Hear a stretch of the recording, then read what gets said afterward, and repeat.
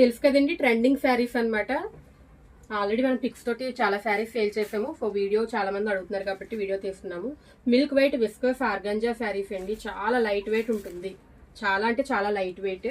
So violet అనేది ఇప్పుడు చాలా ట్రెండింగ్ అన్నమాట.